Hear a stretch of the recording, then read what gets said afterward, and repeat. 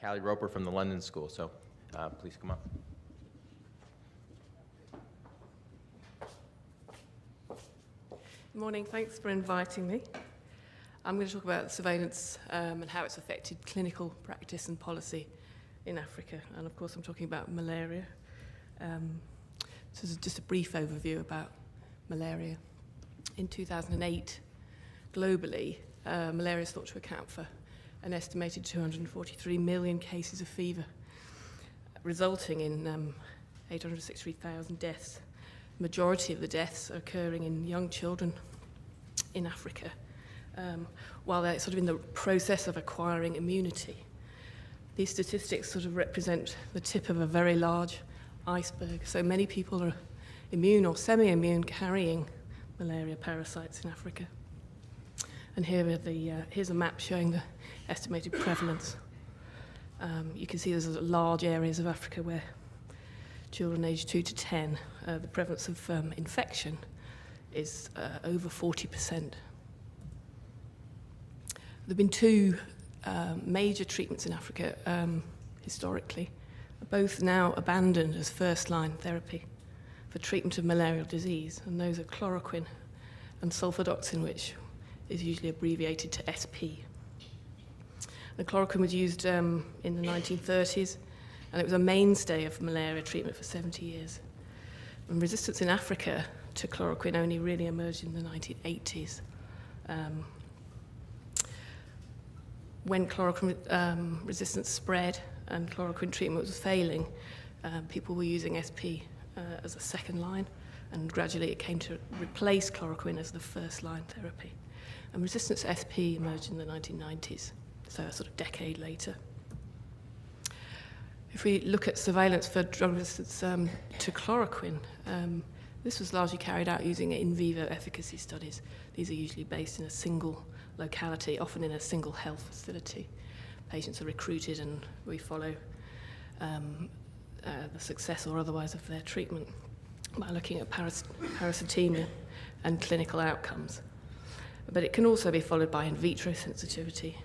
And it's only when these reports were collated and geographically mapped sometime after the event that this sort of underlying population dynamics of chloroquine resistance in Africa began to become apparent. So this is 1978. This is the first reports of chloroquine resistance. So these are maybe just a few cases. It's not reached a high level in these countries, Kenya and Tanzania. And from that East African focus, within 4 to 5 years, first reports of chloroquine resistance came from neighbouring countries. Within 6 to 7, it had spread, 8 years, and finally, within 10 to 11 years, chloroquine resistance had been reported just about everywhere. And when finally, it wasn't known at the time, but when the primary genetic determinant for chloroquine resistance was discovered to be mutations in a gene called PFCRT, it became apparent that there was a single ancestor for this mutant form of PFCRT, which is found commonly. It's common to Southeast Asia and to African parasite populations. And it was found to have been imported into Africa from Asia, possibly via a single event, or perhaps by multiple events. It's very difficult it's impossible to sort of disentangle the sequence of events after the fact, because it's now prevalent throughout Africa. But if it was seeded from this East African focus, it looks like the dispersal of this mutant PFCRT across the African continent took approximately 11 years. And at the time, national policy decisions about treatment were based on surveillance carried out by in vivo efficacy trials. And these measures were made probably at a handful of surveillance clinics. There was a lot of variability between clinics, but they essentially categorized a sort of period of the lead up to action. It's a grace period, an alert period, the action period, and then finally change based on the percentage treatment failure found in these in vivo studies. So nowadays we have a lot more sort of tools at our disposal for carrying out surveillance. And I'd like to talk for the rest of my presentation about an example that I know well, which involves use of molecular surveillance. And I'd like to talk about how that's impacted on practice and policy. And it involves the continuing use of SP. So SP is still used to present day in Africa, but it's used as a prophylactic, so as an intermittent preventive treatment. And it's used in pregnant women, and it's used in infants, and it's used in children. And it's been shown to be very effective. So, for example, in the use of, and it's abbreviated to IPTI, so IPTI with SP, that's given to the infants at the time of their routine vaccinations in the first year of life, has been shown to reduce incidence of clinical malaria in these under ones by 30%. In 2009, a committee was convened by the WHO to review what the impact of resistance was having on the efficacy of SP-IPTI, and to decide how to take account of resistance in the guidelines for countries who are planning to roll out IPTI with SP. Just to explain the background to the sort of molecular surveillance, sulfadoxin and pyrimethamine target, so there are variant forms. Sulfadoxin targets DHPS and pyrimethamine targets DHFR. And the DHFR and DHPS genes have mutations which conferred varying degrees of resistance to these two components of this drug. So here are the DHFR mutations which confer pyrimethamine resistance. Mutations occur at all these codons along the top, and we get different combinations of those mutations, and in turn those confer varying levels of resistance from very low, sort of intermediate, to high-grade resistance, which is the triple mutant at the bottom there. And here's just a slide showing a study carried out in Tanzania by Alan Malisa and colleagues, and we looked at the effect of the change in policy from chloroquine to SP, looking at parasites in cross-sectional surveys over thousands of individuals over a wide geographical area. So we've got a snapshot of the parasite reservoir here. In 2001, there was a change from chloroquine to SP, and you can see the effect that had on increasing the frequency of the triple mutant DHFR, which displaced the sensitive, while the double mutants, which are sort of conferring this intermediate level resistance, are not actually responding to the change in drug selection pressure. So that highly resistant triple mutant DHFR, which is sort of conferring the bulk of resistance, is now found throughout Africa. And previously, a study which Tim and I and colleagues published showed that it had also been imported into Africa from Southeast Asia. And what we've shown also is that the double mutants, which I showed were conferring intermediate levels of resistance, they're actually sort of homegrown mutants. They don't go on to mutate and become this triple mutant. At DHPS, this is mutations conferring resistance to sulfadoxin. There are two common haplotypes, a double mutant and a single mutant. And the more resistant of these is the double mutant. Oh, sorry, and there are also mutations at this 436 codon, but we don't think that they have a great deal of effect on the drug tolerance phenotype. When we look at the distribution of these, you can see that the double mutant, the highly resistant double mutant, is largely found in East Africa, shown here in red, while the single mutant, it's either an AGK or an SGK, is found throughout West Africa. So there's an abundance of partially resistant alleles, partially resistant genotypes, a whole range of these genotypes conferring different degrees of tolerance, but in fact, in terms of what's predictive of what happens in a patient, there are really only two genotypes that are important, and they are the West African combination of the single DHPS with the triple DHFR, and the East African double mutant DHPS with the triple mutant DHFR, shown with those red circles. And in fact, the existence of these intermediate genotypes, intermediate phenotype, has sort of confused the relationship between the presence of molecular markers of resistance and the clinical outcome for some time. In fact, it's the quintuple mutant, that is the East African form with the double mutant DHPS and triple mutant DHFR, which is really sort of seriously hampering efficacy of IPTI with SP. And in this case, the existence of the 540 mutations, which are the ones present in East Africa but not in West Africa, are indicative of this highly resistant genotype. And evidence that this committee was presented showing that there was a loss of protective efficacy of IPTI in sites where the prevalence of this mutation exceeded 50%. So the policy recommendation by the WHO was that SP-IPTI should not be implemented where DHPS, the prevalence of DHPS exceeds 50%. So this is work which I've done with Imrani Naidu, who's a PhD student at the London School of Hygiene and Tropical Medicine. We did a literature search. We pulled out all the publications on DHFR and DHPS in Africa. And we excluded studies where malaria had been imported from Africa to non-African countries because we wanted to geo-reference all the cases. And we've made these available on a website, which is called drugresistancemaps.org.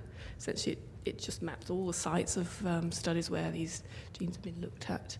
And you can look at the year in which it was carried out, the number of isolates tested, and the number which were positive. And that is essentially what we mean by prevalence. We've also made this data available to an organisation called WARN, and they also have a website where they've mixed, or they've combined this with reports of the same the prevalence of the same mutations in South America and Southeast Asia. So we've got global maps on the WARN website, which I'll give you at the end. So if we just concentrate on the 540, there are actually 260 surveys of looking at the 540 in Africa. I think you can see here where I've shown the where the prevalence exceeds 50%, shown in red. Where it was completely absent, it's shown by a blue dot. And where it was less than 50%, you've got a pie chart with a black colouring.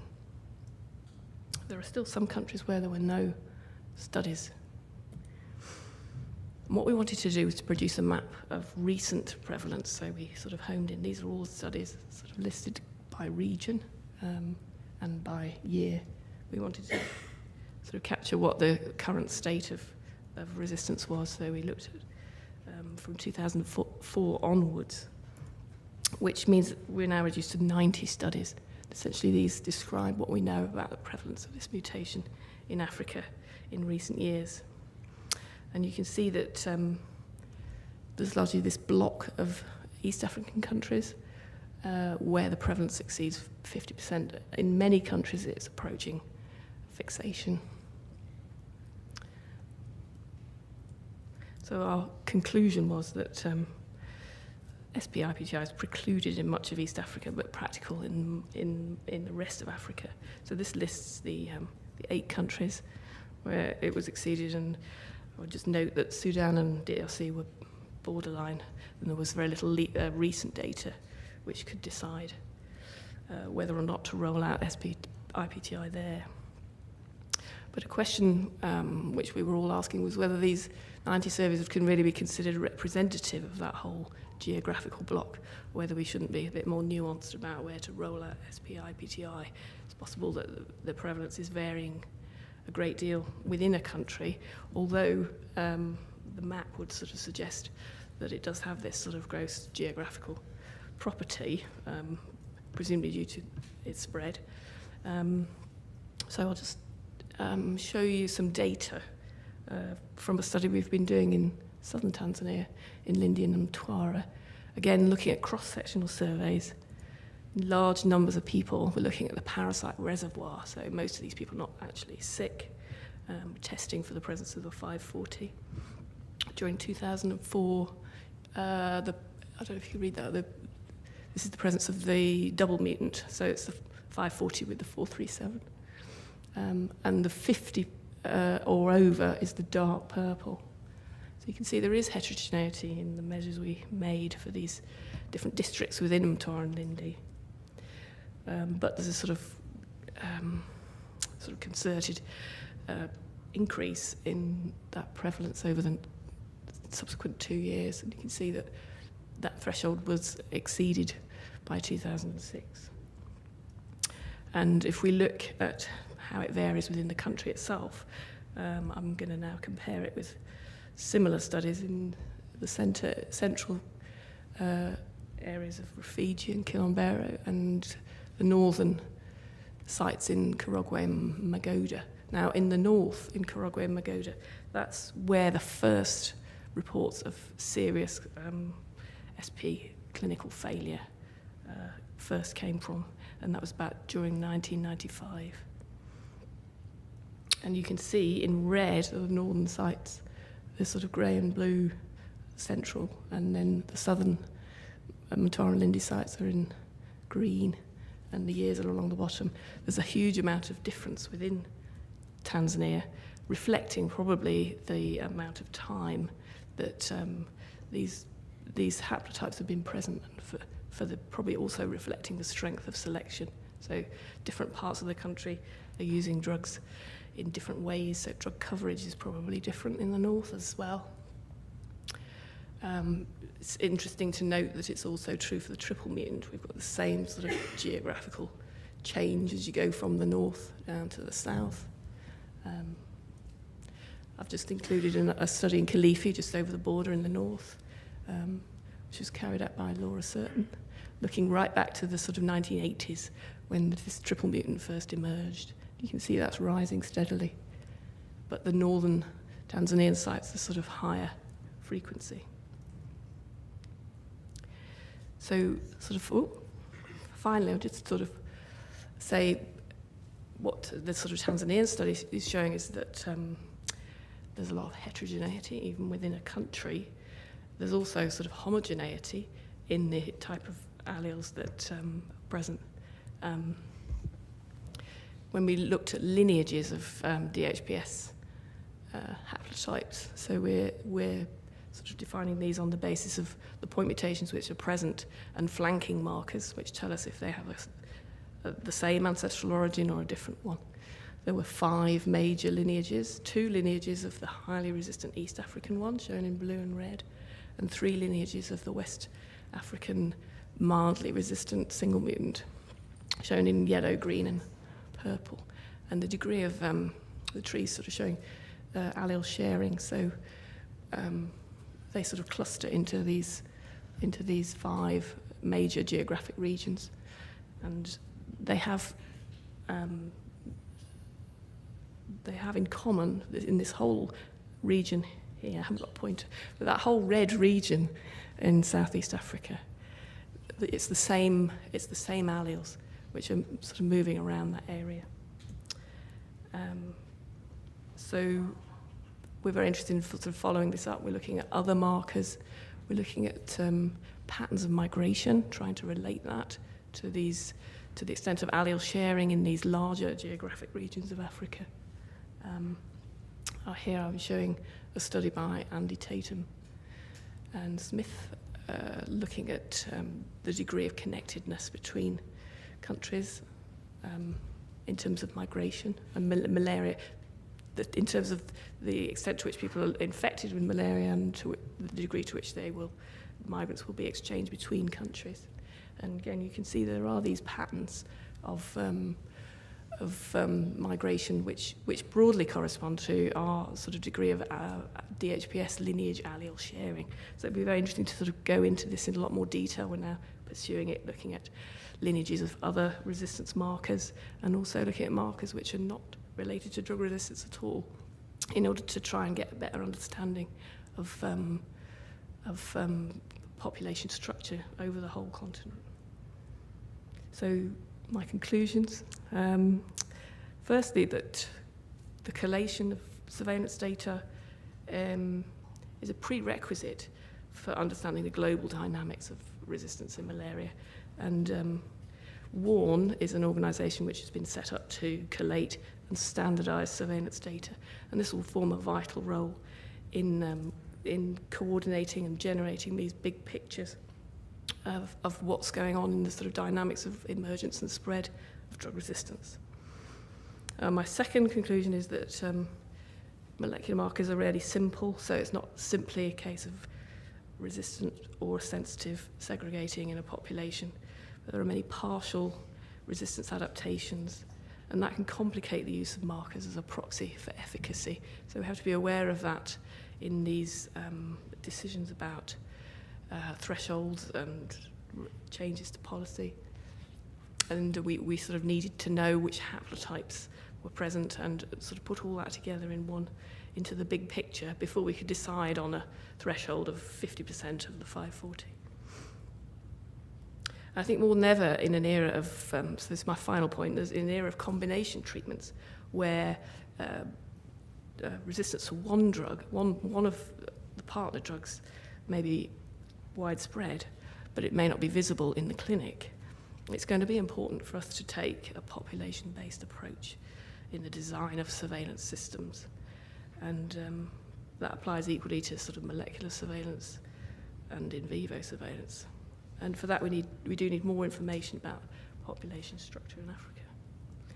So thank you. Finally, I'll acknowledge Imbarani's work in collating and mapping the reports of DHFR and DHPS, the RBTI Resistance Working Group who funded the production of our website, and the Gates Malaria Partnership who funded a lot of the work that I've talked about there. And finally also just to list all the people who are involved in the sort of mapping study in Africa. Thank you very much.